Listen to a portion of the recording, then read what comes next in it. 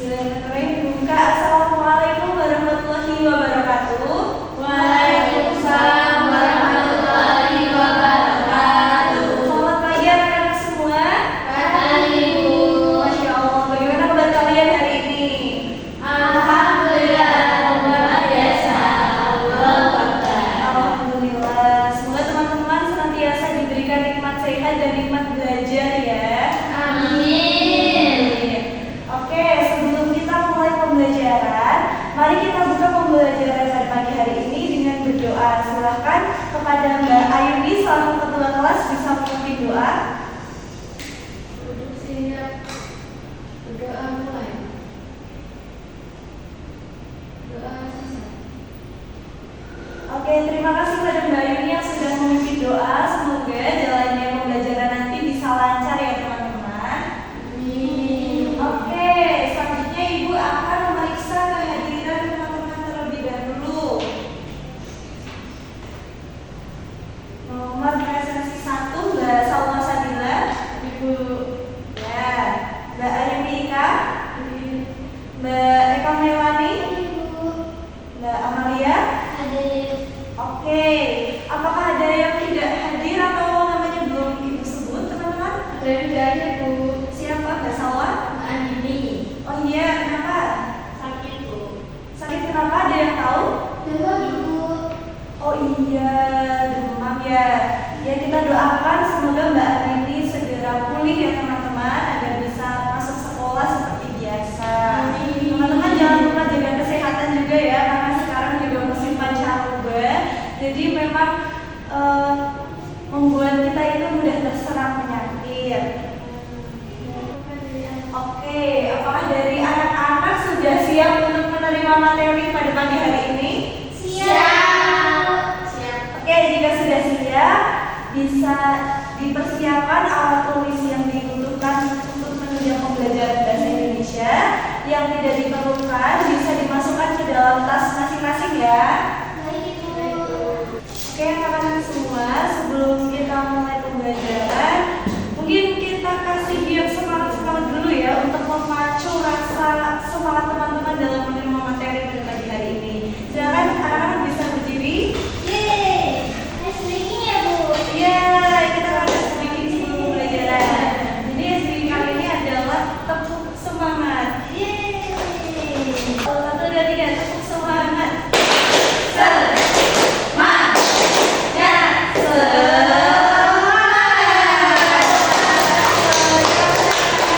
Semoga tepuk semangat ini bisa memicu rasa semangat teman-teman untuk menerima materi pada pagi hari ini. Karena sekarang semuanya sudah siap. Jadi pembelajaran kita pada pagi hari ini adalah mengenai perbedaan surat pribadi dan surat resmi.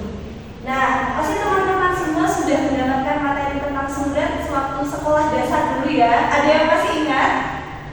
Dulu waktu dapat materi surat itu waktu kelas berapa? Kelas 4.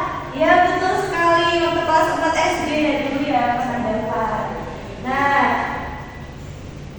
sebelum kita lanjut, Ibu akan memberikan pertanyaan pemantik kepada anak-anak.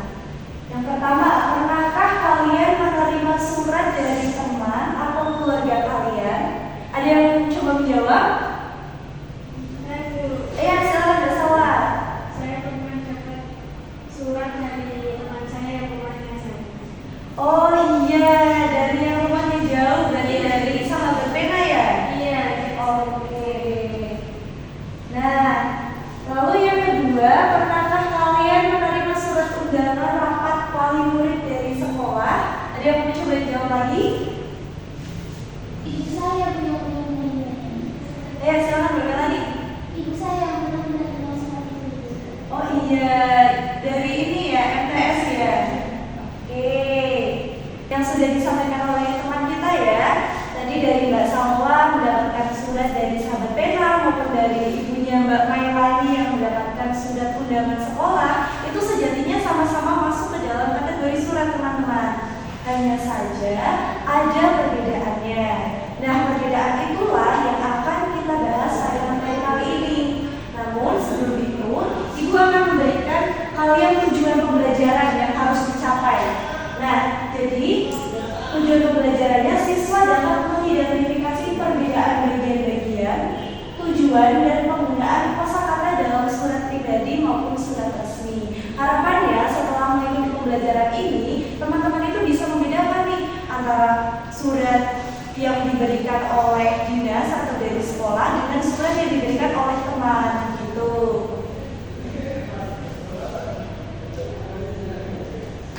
Lalu apa sih manfaat yang dapat kita peroleh setelah mempelajari materi ini?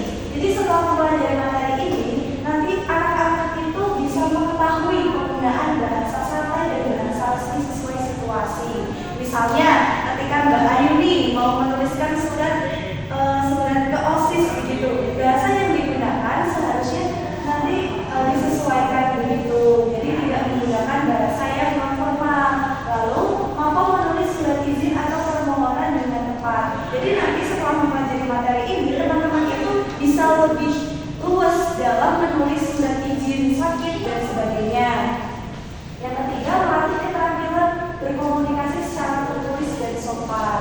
Nanti dari anak-anak ini dapat belajar untuk bagaimana berkomunikasi secara lebih sopan sesuai dengan situasi yang ada.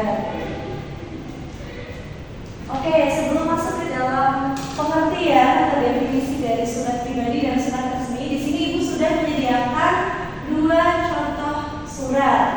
Nah, mungkin dari anak-anak ada yang mau mencoba menjawab kira-kira apa ya yang membedakan antara ini dengan ini. Ada yang mau coba jawab? Saya Ibu. Ya, silakan Mbak Melani. Jadi kalau surat yang sebelah kanan itu ada konsultasinya, sedangkan di surat yang sebelah kiri itu tidak ada konsultasinya. Oke, betul sekali ya yang dikatakan oleh Mbak Melani. Jadi sekilas kalau kita lihat yang surat di sebelah kiri itu polosan teman-teman, sedangkan yang di sebelah kanan itu ada logonya, atau ada kodenya dan terlihat lebih panjang seperti itu. Nah, kira-kira apa sih yang membedakan antara kedua surat ini dari segi unsur, dari segi isi, dan segi tujuannya? Oke, kita mulai dari pengertian terlebih dahulu.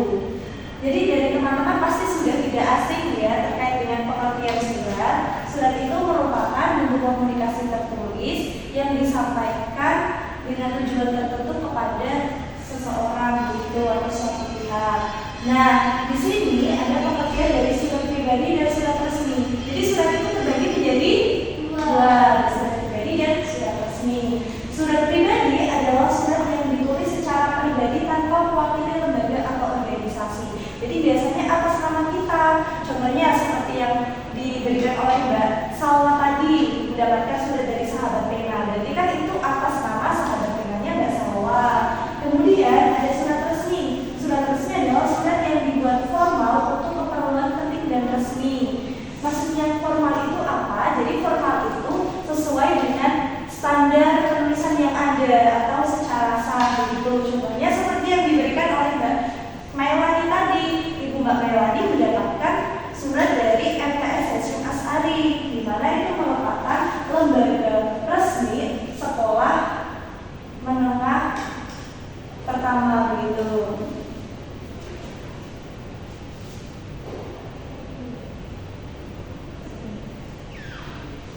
Lalu selanjutnya ada tujuan dari surat pribadi dan surat resmi. Surat pribadi itu tujuannya bisa mengungkapkan perasaan. Contohnya misal anak-anak mau mengungkapkan perasaan pada seseorang yang disayang begitu. Anak-anak ingin menuliskan surat untuk ibunya. Nah, itu termasuk ke dalam jadi surat pribadi. Kemudian menyampaikan ide, memohon bantuan atau bertukar kabar. Jadi misalnya anak-anak mau menanyakan kabar dari sahabat pena. Nah, seperti yang dijelaskan oleh Mbak Salwa tadi ya. Nah, itu termasuk ke dalam surat pribadi. Menceritakan pengalaman juga gitu. Lalu untuk surat resmi tujuannya memberitahukan undangan, permohonan atau pernyataan resmi. Nah, di surat resmi ini biasanya kan disampaikan oleh lembaga ya atau instansi yang resmi. Tujuannya itu untuk menyampaikan undangan. Contohnya seperti yang diterima oleh ibunya Mbak Melani tadi, ada surat undangan rapor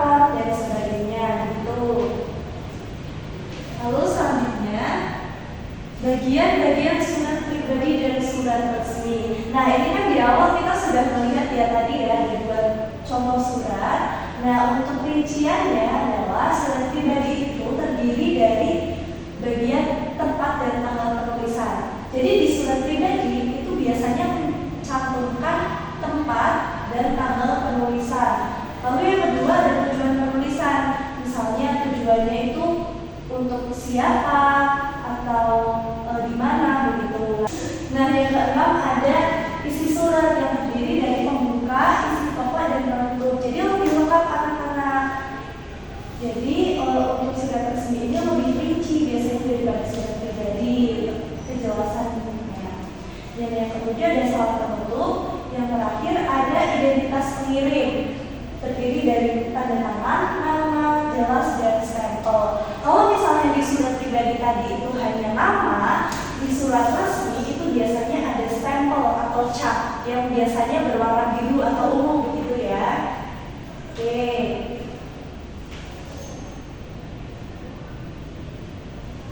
Selanjutnya adalah bahasa dalam surat pribadi dan surat resmi.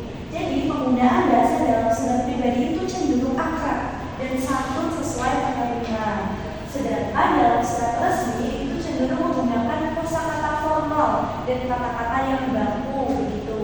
Kalau misalnya surat pribadi itu kan contohnya misal tadi ya ada selamat, kemudian bagaimana kabarmu dan sebagainya. Sedangkan surat resmi itu cenderung lebih saklek begitu bahasanya. Nah, di sini Ibu kembali menayangkan contoh dua jenis surat yang berbeda. Setelah menyimak materi barusan, tentunya anak-anak sudah paham ya, mana yang surat pribadi, mana yang surat resmi. Oke, barangkali di sini ada yang mau mencoba menjawab. Siapa yang tahu mana yang surat pribadi, mana yang surat resmi? Ya, silakan bersama. Yang surat pribadi yang ini, yang sebelah kiri, Ya. resmi yang kanan karena ada kopnya atau itu dari sebuah lembaga. Oke, betul sekali. Berikan tepuk tangan bersama. Nah, benar sekali ya anak-anak. Jadi untuk yang sebelah sini itu merupakan surat pribadi dan yang sebelah sini adalah surat resmi. Wah, pintar-pintar sekali ya anak-anak kelas 7A ini. Sepertinya anak-anak juga sudah mulai paham nih terkait materi surat. Nah, sampai sini apakah ada yang ingin ditanyakan? Belum? Oke. Jika belum, Ibu akan melanjutkan ke penugasan ya. Nah, berhubung dari anak-anak sudah tidak ada pertanyaan dan sepertinya juga sudah cukup paham untuk membedakan antara bagian-bagian surat pribadi dan surat resmi. Di sini Ibu akan memberikan kalian penugasan melalui LKPD atau lembar kerja peserta didik. Jadi di sini Ibu akan membagi anak-anak dalam beberapa kelompok. Satu kelompok terdiri dari 2 orang, begitu ya. Untuk kelompoknya sudah Ibu tentukan. Jadi kelompok yang Ibu tentukan itu kemudian nanti dari anak-anak itu memang sudah sesuai dengan kemampuannya masing-masing gitu. Untuk kelompoknya, kelompok 1 itu ada Mbak Salwa dengan Mbak Ayudika. Untuk kelompok 2 itu ada Mbak Amalia dan Mbak Eka Mailani ya. Oke. Selanjutnya sebelum Ibu memberikan kalian lembar kerja peserta didik, di sini Ibu akan menjelaskan mengenai cara kerjanya. Nah, di sini seperti yang sudah ditanyakan kemarin juga ya, dan ini juga ada kertasnya.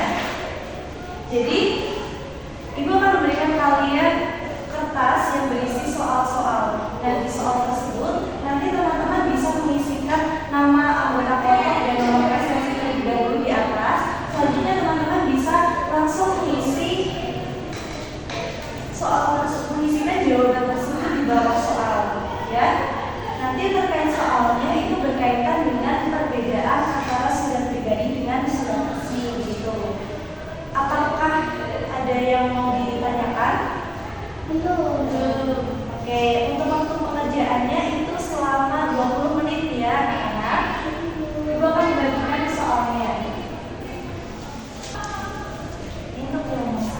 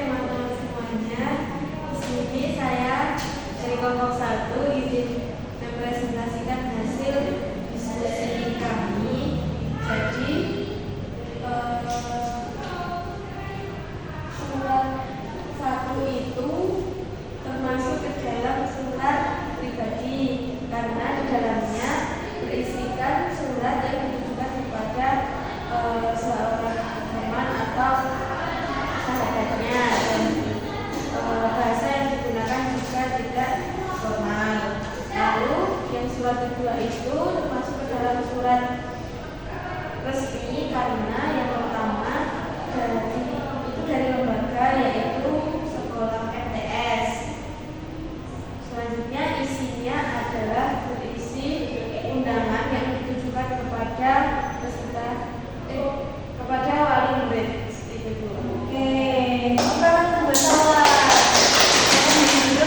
Ya, oke, betul sekali ya yang disampaikan oleh Mbak Salma. Jadi surat yang pertama itu masuk dalam surat pribadi, lalu yang surat kedua itu adalah surat resmi. Begitu.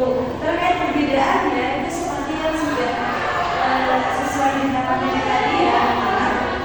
Jadi kalau surat pribadi itu memang untuk bagian-bagiannya itu lebih sederhana ya.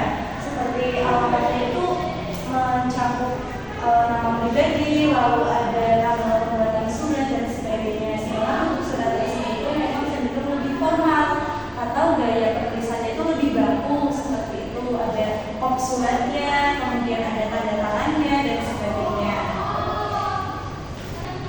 Nah, karena dari semua kelompok itu sudah mempresentasikan hasilnya, setelah ini kita akan melakukan refleksi terlebih dahulu ya anak-anak sebelum pembelajarannya itu.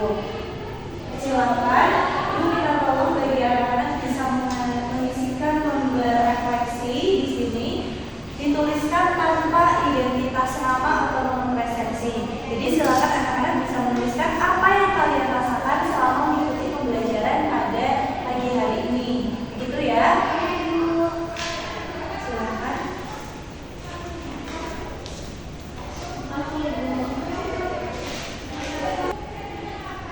Oke, untuk lembar refleksi beserta dengan LKPD-nya bisa dikumpulkan ya di depan ya.